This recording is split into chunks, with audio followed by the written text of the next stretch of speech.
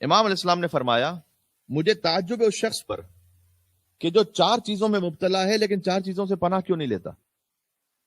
یہ جو 4 چیزیں امام نے بیان فرمائی ہیں یہ ہمارے زندگی کے سارے پرابلم ان 4 چیزوں میں، ان میں سے کوئی ایک ہی ہوتا ہے کہیں نہ کہیں زندگی میں مسئلہ. امام نے کہا کہ مجھے تعجب ہے اس شخص پر کہ جو ان 4 میں سے کسی ایک میں مبتلا ہے تو وہ پھر پناہ کیوں نہیں لیتا اللہ کی اس آیت سے کہ جو امام نے بیان کی. تو 4 آیتیں امام نے بیان فرمائی. پہلا امام نے فرمایا کہ تعجب ہے مجھے اس شخص پر کہ جو کسی خوف میں مبتلا ہے. فیئر، بہت ساری زندگی کے سارے پرابلمز اس کی جو روٹ ہے وہ فیئر ہے. جو کسی خوف میں مبتلا ہے وہ پناہ کیوں نہیں لیتا اللہ سبحانہ و تعالیٰ کی اس آیت کی طرف کہ حسبنا اللہ و نعم الوکیل. اللہ اکبر، یعنی میرے لیے اللہ ہی کافی اور وہی بہترین ریپرزینٹیٹو ہے. ونعم الوکیل کیوں؟ امام نے اس کی دلیل بیان کی. امام نے کہا کہ اس لیے کہ جیسے ہی اللہ نے کہا ہے کہ حسبنا اللہ و نعم الوکیل، سمعت اللہ عز و جل، تو میں نے اللہ عز و جل کو سنا کہ اللہ نے اس کے فوراً بعد یہ کہا. اچھا، یہ بھی امام علیہ السلام نے یہ نہیں فرمایا یہاں پر کہ میں نے قرآن میں پڑھا کہ اللہ عز و جل نے یہ کہا، میں نے اللہ کو سنا.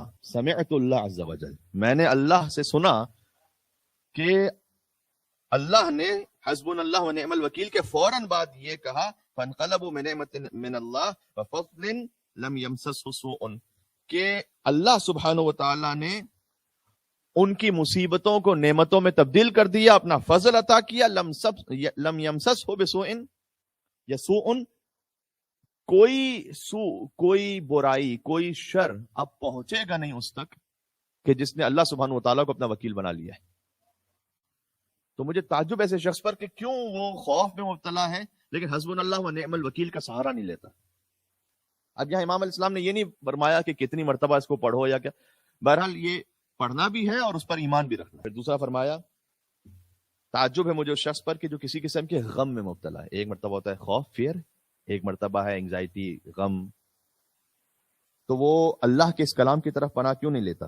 آپ کو سب کو یاد ہے کلام لا الہ الا انت سبحانک انی کنت من الظالمین، سورہ انبیاء کی آیت نمبر 87، کہ خدا کے سوا کوئی معبود نہیں، یقیناً میں ظلم کرنے والوں میں سے تھا. وہ یہ کیوں اس پر پناہ نہیں لیتا اللہ کے اس کلام سے؟ اس لیے کہ میں نے فوراً سنا کہ اللہ سبحانہ و تعالیٰ نے اس کلام کے بعد ارشاد فرمایا فاستجبنا له ونجیناہ من الغم، غم تھا اگر، وکذالک ننجی المؤمنین، کہ ہم استجابت کرتے ہیں، دعا کو قبول کرتے ہیں اور غم سے نجات عطا فرماتے ہیں، اور ہم مومنین کو ایسے ہی نجات عطا کیا کرتے ہیں. تو اگر کوئی غم میں ہے، کسی بھی قسم کے آپ دنیا کے غم میں مبتلا ہیں، تو امام نے کہا کہ تم اس آیت کی طرف پناہ کیوں نہیں لیتے، لا الہ الا انت سبحانک انی کنت من الظالمین. تیسرا امام نے فرمایا کہ اگر کسی کے ساتھ کوئی فراڈ ہوا ہے، مکر ہوا ہے، کوئی دھوکہ ہوا ہے. دیکھیں میں نے کہا کہ ہماری زندگی کے سارے مسئلے یہیں گھوم پھر کر آتے ہیں. کبھی فیئر ہے، کبھی کوئی سورو غم ہے، انزائٹی ہے، کبھی کسی نے کوئی چیٹ کر دیا آپ کے ساتھ، کوئی دھوکہ کیا ہے، کوئی مکر کیا ہے. امام نے کہا جس کے ساتھ مکر ہوا ہے وہ اللہ کے اس کلام کی طرف پناہ کیوں نہیں لیتا کہ وَأُفَوِّضُ أَمْرِي إِلَى اللَّهِ إِنَّ اللَّهَ بَصِيرٌ بِالْعِبَادِ، میں تو اپنے سارے کام اللہ کے سپرد کرتا ہوں، سارے معاملات اللہ کے سپرد کرتا ہوں. ان اللہ بصیر بالعباد، اللہ سبحانہ و تعالیٰ اپنے بندوں کو خوب جاننے والا ہے.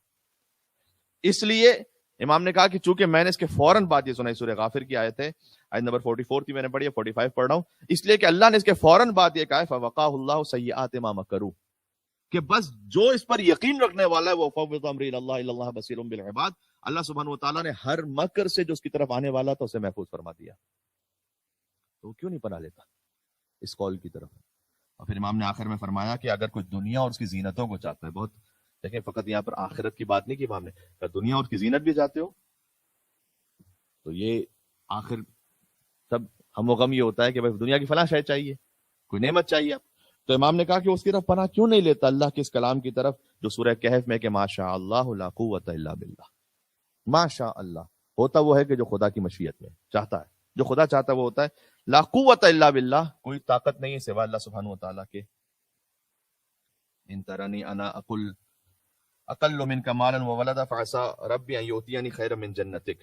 تو یہ 2 لوگوں کا قصہ سورہ کہف میں بیان ہو رہا تھا. تو اس میں سے ایک شخص نے کہا کہ ماشاء اللہ لا قوت الا باللہ، اور پھر امام نے کہا اس کے بعد اللہ سبحانہ و تعالیٰ نے فوراً کہا کہ اگر اس کے پاس مال کم بھی تھا یا اولاد کم تھی دوسرے کے مقابلے میں، تو امید یہ ہے کہ اللہ سبحانہ و تعالیٰ اس سے بہتر خیر اسے عطا فرما دے گا. ایک مل کے صلوات بھیج دیں صادق آل محمد امام جعفر صادق علیہ السلام کے نام پر. محمد وال محمد.